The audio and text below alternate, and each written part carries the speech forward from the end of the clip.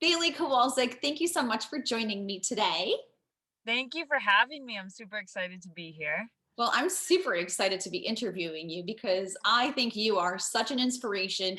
I'm a parent, I have kids who um, participate in sports, cross country, pole vault, basketball, and all of that. And I think kids should look up to you and should follow you and know about you because you are an inspiration for kids. And your former coaches from Shenandoah High School, one of them reached out and told me about your story. And I said, oh my God, what a fascinating story. And of course, when he told me that a week and a half ago, you and I were texting because he said you were in Portugal and I'm Portuguese. My mom still lives in Portugal. I have my family, my dad's family lives in Portugal. So I was super excited to interview you and ask you all these questions. So So amazing. thank you. And where are you today? You're in another state. Yes, so I live in Boulder, Colorado. So I'm up here right now, and home.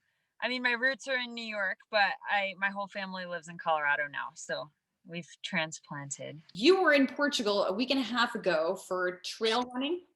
Yes, yes. Tell us, how did that happen? So I work with Salomon USA, the running company, and they set up kind of a virtual challenge given that COVID has canceled a lot of the international races this year. So they set up a virtual challenge where there was 5 different US segments. They call them segments, and they're about 15 to 20-mile routes in the mountains, and you go and run that route individually, and the person with the fastest overall time would win what they call the golden ticket. And then that golden ticket was an all-inclusive trip to Portugal for the world championship. So they call it the Golden Trail Series World Championship. So I ended up winning the segment it happened to be in Boulder, Colorado, which is very convenient, but I studied the route and I went and ran it, and I got the fastest time and was able to go to Portugal for the race. So, Bailey, talk about the experience in Portugal because I know those mountains are not easy. And your coach was keeping me up to date every day. Like he would message you or talk to you on the phone. And he said you had some challenges there, but that you never quit, that you were super persistent. And I love that. Tell us about some of those not so cool stories. Yeah. First of all, Coach Hogan is amazing. He is so great, and definitely he kept me positive throughout the whole thing. But the first kind of zoomed out challenge was that I've never run more than one race in a row, and this was a 4-day stage race. And so we had a 15-mile race, another 15-mile race, and then 2 20-plus-mile races, all back to back to back. So that was a huge challenge, just keeping myself mentally intact throughout all of that. But really what helped me is just to be grateful to be there. I mean, I never thought in a million years that I would be traveling internationally for a race, let alone to a world championship. So consistently reminding myself that I was there and that I was there to have fun and to do my absolute best, like that was something that really kept me going. The other challenges were just physical challenges in the middle of races. On the 4th day especially, my body started to break down a bit, and so that was definitely mentally and physically challenging.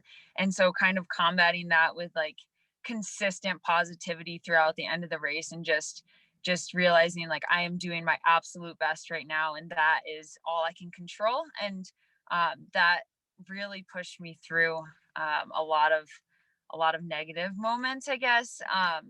Then there were some navigational errors. It was really foggy, really rainy, and so it was super easy to get off course on a lot of these races. So I did take a wrong turn on top of a volcano, which was not ideal, but luckily there was another girl that had taken a wrong turn as well, and it was pretty amazing. We kind of teamed up to find our way back to the course, and it was really great. There was definitely a language barrier, but we were able to communicate enough to get back on course and to run, to kind of catch up and make up for lost ground. So it was pretty amazing just being able to learn and adapt in these conditions that are so different than what I'm used to. When Coach Hogan told me that you ended up near a volcano, I said, Oh, she's got to be in the islands. Is it the Madeiras Yes. or the Azores? Which one was Yes. We were in the Azores. it? Okay. Yeah. So, Bailey, let's talk about the mindset. You mentioned there that there were some spots where you were trying to kick off the negativity. So, for the younger athletes that are watching this interview, what is your advice for those specific moments when you just want to quit? What do Yeah. you tell yourself, like, how do you do it? Because I know it's easier said than done, but it's difficult, right? Right, right. And it's definitely easier said than done. I think for me, I've gone through some tough moments in my life, and I've kind of hit what I would consider a rock bottom at moments. And what keeps me going is just realizing that I'm still able to run. I'm here, I'm running, my body is intact. Like I really try to zoom in on on the little details that are so obvious, but also so taken for granted sometimes. So I really just try to express gratitude throughout the whole thing, and I zoom out a lot as far as like I try not to put I don't need to be on the podium, I don't need to place, I don't need to get a specific time. My simple goal is just to be out there, to have fun, and to work as hard as I possibly can. And it kind of takes the pressure off to not think so in depth about numbers. And the numbers at the end of the day actually end up being better when I try to shift the focus in the middle of the event away from that. That's amazing. And you said you rock bottom. So let's talk about that a little bit because I know from what Coach Hogan told me that you started at Shenendahowa High School, and the coaches prepared you to compete there. And then you went off to college, and those coaches focused on a different type of coaching. Do you want to talk a little bit about that and the effects and what that created for you? Yeah, yeah. So I went off to after Shen, I went off to Clemson University to run Division 1 for their program, and I was really excited. I think running it at the next level, it's super exciting, and everyone should have that opportunity. And it was a little different than what I expected. There was a lot of it was a pretty toxic culture that the coaches unfortunately created, and there were a lot of comments about weight and about being a specific body type in order to run fast for a specific event. And that was really new to me, because in my mind I was always taught that strong is healthy, especially from Coach Hogan. And for me, it was tough to think about manipulating my body in order to do better in sport. But I put my trust in these coaches, and I um I manipulated my body, and I lost a lot of weight in a really unhealthy way. And unfortunately, I was medically removed from Clemson my sophomore year of college, and I was taken from running for a little over a year, which was devastating. This is the sport that brought me so much joy, and I felt like it had become more of a job, and it had become my And relationship. you were relying on these coaches to actually help you, right? Because they at Shen, they were teaching you to be strong and not so much Mhm. focus on losing weight, right? And then they kind Yeah, of transformed that type of training that you had, and you became unhealthy. exactly, exactly. Yeah, I mean, with the coaches I had at Shenendahowa, I had put all of my faith in these coaches to help me be the best I could. And so I went into college thinking that I could do the same thing, and I didn't really advocate for myself enough. So I put my heart and soul into what they had told me to do, and unfortunately, it landed me in a really unhealthy place. And I never thought I was going to run again, at least competitively. I really did not think that running could happen for me in a healthy way after that. And it's tough when you're not even 20 years old and you're writing off an entire sport like that, a sport that served me so much throughout the years. So that was my rock bottom, I guess, was just going through that experience. And um And Bailey, yeah. how did you pull out of it? Yeah, so that it's been a long road, but I Oh my gosh, just being here is so amazing. So I started after probably a year and a half after leaving Clemson. I started running just on my own. I joined Boulder Track Club, which is just a local running group out here because I was interested in dipping my toes back in the water. I raced on the roads for about a year, and it was fun, but it didn't give me that zest. It didn't excite me as much as it used to, and that was pretty scary. But then I transitioned coaches, and this coach that I was working with ran on the trails a lot, and so I started running on the trails and realized that I was pretty good at it. It was surprising to me. I ran a little local race and I ended up winning it, and it was fun. The community was positive. I felt like it was a different sport than what I had experienced in college, but the competition was there and I could still challenge myself. And then it was kind of a really fast progression. I ran a few more races, and Salomon ended up reaching out and I signed with them.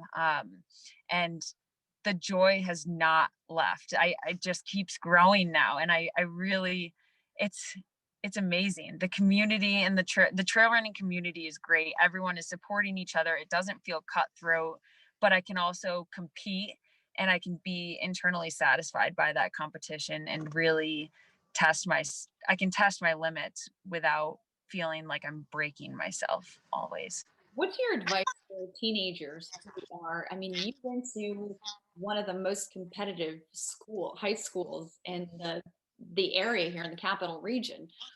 It's very competitive because they have 10,000 kids and you can only have a limited number of students for a team. So Exactly. what advice do you give to the kids that are watching this and really want to do well and want to be part of that team and will do anything to get there? What do you Yes.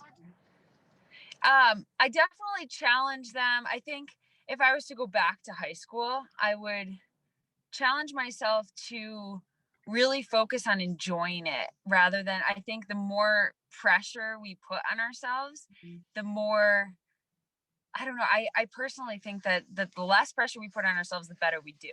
If you really channel, I think passion will shine through. If you really channel your passion for the sport and you keep a positive mindset at all times, like it'll move mountains. It'll get you so close to your goal. And I know it can be so cutthroat sometimes in high school, and it can be really hard running for somewhere like Shenendahowa. It's great, but sometimes it's really tough to make it onto the team because of the sheer number of kids there. But if for some reason you can't make it on the team, don't give up. Do it for yourself and do it until you can reach that goal, because it's not worth giving up, and it's not worth um it's always worth the fight. That would be my advice. You don't have to be on the Shenendahowa team in order to be a runner or in order to be, you name it, a basketball player, a pole vaulter. So I think definitely not giving up if that immediate goal isn't reached. You can shoot for the stars and land on the moon for now. Yay! Talk a little bit about the coaches because you are not the first girl that I talked to that actually experienced this. I spoke with a skater also, and she said she went through similar experience. So Mhm. if there's a teen out there who's going through this with their coaches, and the coaches are telling them to hit X amount of weight, like you have to lose all this weight, and it doesn't feel right, and they don't feel good about it, like they don't feel good physically, mentally, what is your advice? Like what should they do when they reach to that point, or even before that point, if it doesn't feel right? Mhm. I definitely think advocation is important. So advocating for yourself, speaking up for yourself, and making it known that this isn't something you're comfortable with. Obviously, not all coaches are going to be super receptive to that. So I think reaching out to someone a little bit higher up can help as well, because really this is a problem across many female and male sports, but mostly female these days.